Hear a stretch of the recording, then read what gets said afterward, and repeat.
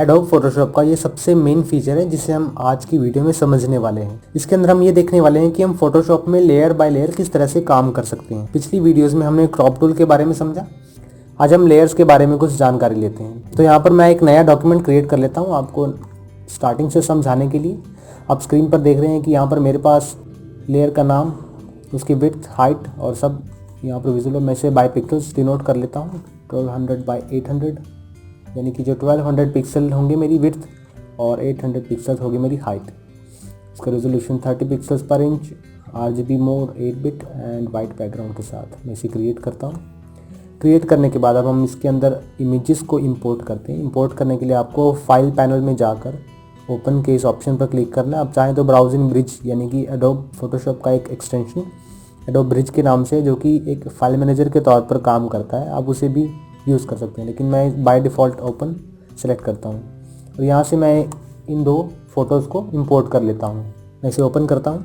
Open करने के बाद आप ये देख रहे हैं कि ये दोनों अलग टैब्स में ओपन हो गई हैं।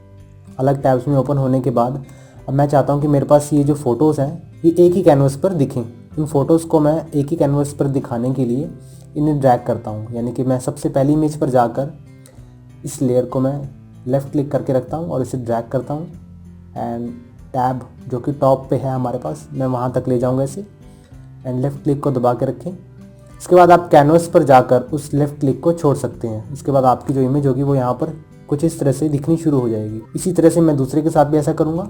दूसरी इमेज के साथ दूसरी इमेज को मैं सिंपली ड्रैग करता हूँ एंड उसे कुछ इस तरह से रिलीज़ करता हूँ। अब मुझे इन दो फोटोज़ को रिमूव करना है, तो मैं इस क्रॉस के साइन पर क्लिक करूँगा। हमारे पास राइट साइड में ये जो पैनल दिया गया है ये लेयर्स का पैनल है। इसमें लेयर्स बाय स्टैक आपको विजिबल होनी शुरू हो जाती हैं, यानी कि लाइन बाय लाइन आपको सीक्वेंस में लेयर्स दिखनी शुरू हो गई हैं। सबसे पहले जो कि यूनिक लेयर बैकग्राउंड के नाम से है हमारे पास, जो कि लॉक्ड है, इसे हम ना ही टॉप मूव कर सकते हैं ना ही बॉटम, क्योंकि ये लेयर एकदम लॉक्ड है। क्योंकि ये लेयर लॉक्ड है इसीलिए इस लॉक को हटाने के लिए मैं इस लेयर पर डबल क्लिक करता हूँ एंड देन ओके। इसके बाद मैं इस लेयर को इंडिपेंडेंटली कहीं भी मूव कर सकता हूँ। इस आई के बटन से आप उस फोटो को डिसेबल या विजिबल करके देख सकते हैं कुछ इस तरह से। अगर आप किसी भी लेयर को सेलेक्ट करना चाहते हैं, यानी कि अगर आप इस सनफ्लावर की इमेज को सेलेक्ट करना चाहते हैं तो आपको लेयर 2 को सेलेक्ट करना होगा और आप इसे इंडिपेंडेंटली इस तरह से मूव कर सकते हैं। इसी तरह से लेयर 1 को सेलेक्ट करने के लिए आपको लेयर 1 पर क्लिक करना होगा।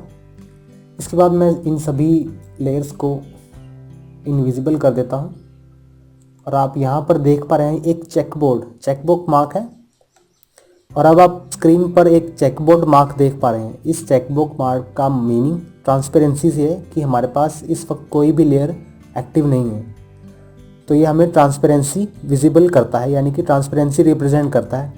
इसके बाद मैं इसे इनेबल कर देता हूँ एंड अब अपनी लेयर्स को नाम देते हैं। अपनी लेयर्स को नाम देने के लिए आपको लेयर के बटन पर डबल क्लिक करना होगा, जिसे आप इसे रीनेम कर सकते हैं। मैं इसमें नाम देता हूँ बैकग्राउंड। इस तरह से दूसरी इमेज को भी एंड देन थर्ड वन।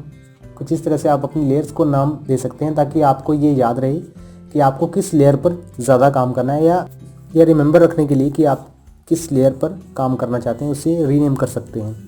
इसके बाद चलते हैं लेयर्स की पोजीशन की तरफ। लेयर की पोजीशन अब आप यहाँ पर देख पा रहे हैं कि मेरे पास ये जो सनफ्लावर है ये बहुत ही स्केल्ड है, यानी कि मुझे ये जो इमेज है ये बहुत बड़ी दिख रही है। मैं इसे अपनी जगह पर लाने के लिए, इसकी पोजीशन पर लाने के लिए, इसकी स्केलिंग पर लाने के लिए मैं क्या करूँगा, एडिट में जाकर मैं यहाँ पर ट्रांसफॉर्म के इस ऑप्शन पर होवर करता हूँ एंड देन स्केल सेलेक्ट करता हूँ। स्केल सेलेक्ट करने के बाद आपके पास ना कुछ पॉइंटर्स विजिबल होने शुरू होंगे, जो कि अभी नहीं दिख पाएंगे क्योंकि आपका जो कैनवस है वो जूम्ड है, यानी कि आपको इसके लिए जूम आउट करना होगा उन सभी कंट्रोल्स को देखने के लिए। उन सभी कंट्रोल्स को मैं स्क्रीन पर देखने के लिए व्यू पैनल में जाता हूँ एंड देन उसके बाद फिट ऑन स्क्रीन के इस ऑप्शन पर क्लिक करता हूँ, तो आप उसे कुछ इस तरह से देख पाएंगे। ये हमारी जो इमेज थी ये हमारे कैनवस से कुछ ज़्यादा बड़ी थी। मैं इसे इसके साइज़ में लाने के लिए लेफ़्ट क्लिक करके रखता हूँ कॉर्नर में एंड शिफ्ट दबा के रखता हूँ ताकि मैं इसकी रेशियो को मेंटेन रख सकूँ। एंड अगर आप इसके साथ साथ आल्ट भी प्रेस करते हैं तो आप इस इमेज को कुछ इस तरह से घटाया बढ़ा पाएंगे। क्योंकि मैं अभी आल्ट नहीं प्रेस करता, इसके लिए मैं शिफ्ट यूज़ करूँगा कुछ इस तरह से। ये हमारे पास ये जो इमेज है पूरी स्क्रीन में विजिबल होनी शुरू हो गई है।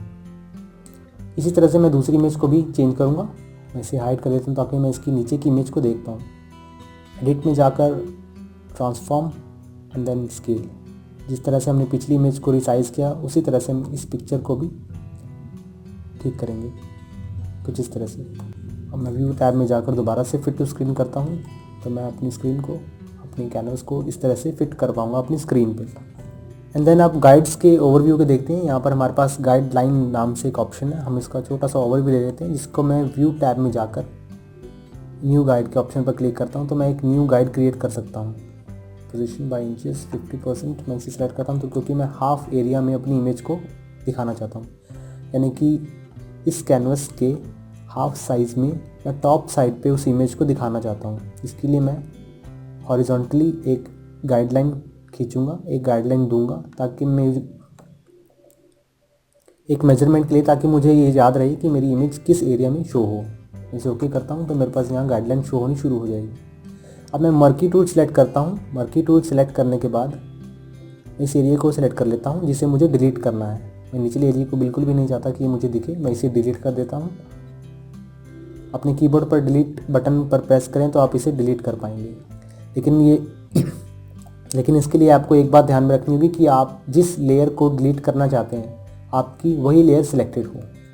वैसे यहाँ से सनफ्लावर सेलेक्ट कर देता हूँ एंड देन कीबोर्ड पर प्रेस करता हूँ डिलीट नाम से बटन। एंड हमारे पास अब जो फ़ोटो शो होने वाली है वो टॉप बॉटम, एंड देन हमारे पास जो टॉप के एरिया में फ़ोटो शो हो रही है वो सनफ्लावर की हो रही है। मैं यहाँ पर रोज़ को हाइड कर देता हूँ एंड देन डी सेलेक्ट करने के लिए मैं राइट क्लिक करके इसे डी सेलेक्ट करता हूँ, इस एरिया को। ये जो लाइन में आप देख रहे हैं जो मर्की टूल द्वारा दिया गया एरिया था, मैं इसे डी सेलेक्ट करता हूँ। डी सेलेक्ट करने के बाद अब आप इस लेयर को जब ऑन करते हैं तो आप इस लेयर रिलेटेड ऑप्शंस को समझ पाएंगे कि हम लेयर्स में किस तरह से काम करते हैं। इसी तरह से आप लेयर्स को अपने अकॉर्डिंगली मैनेज कर सकते हैं, चेंज कर सकते हैं। बाय मर्की टूल आप पर्टिकुलर लेयर के एरिया को भी डिलीट कर सकते हैं। लेकिन अगर आप इसके इन्वर्स को सिलेक्ट करना चाहते हैं, यानी कि जैसे आपने रोज को सिलेक्ट किया लेकिन अब आप इन लेफ़्ट और राइट साइड के एरिया को सिलेक्ट करना चाहते हो रोज पिक्चर में, तो मैं इसमें राइट क्लिक करके इसमें सेलेक्ट इन्वर्स के ऑप्शन पर क्लिक करता हूँ, तो मेरे पास ये जो इन्वर्स है वो सिलेक्ट हो गया है। एंड देन मैं अपने कीबोर्ड पर डिलीट अगर प्रेस करता हूँ तो ये इमेज कुछ इस तरह से दिखेगी हमें। मैं मर्की मार्क्स को डी सेलेक्ट करता हूँ इसे रिमूव करने के लिए अपनी पूरी पिक्चर से, तो ये कुछ इस तरह से आपको दिखेगा। लेकिन अगर आप चाहते हैं कि आपकी जो गाइड्स हैं ये व्यू टैब में न्यू गाइड क्लिक करके नहीं लाना चाहते, लेकिन अगर आप ये जो गाइड्स हैं ये मैनुअली जनरेट करना चाहते हैं, तो इसके लिए आपको व्यू टैब में जाना होगा एंड देन रूलर्स में। मैं रूलर्स को ऑन कर देता हूँ तो आप यहाँ से रूलर देख पाएंगे और अपनी गाइड्स को आप सिंपली यहाँ से ड्रैग करके क्रिएट कर सकते हैं कि आपको किस एरिया तक कितनी इमेज विजिबल करवानी है या रिप्रेजेंट करवानी है। आप चाहें तो इसे हॉरिजॉन्टली मैनेज कर सकते हैं या क्रिएट कर सकते हैं, या चाहें तो वर्टिकली, कुछ इस तरह से। एडोब फोटोशॉप में रेशियो को मेंटेन करने के लिए हम इन गाइड्स का यूज़ करते हैं।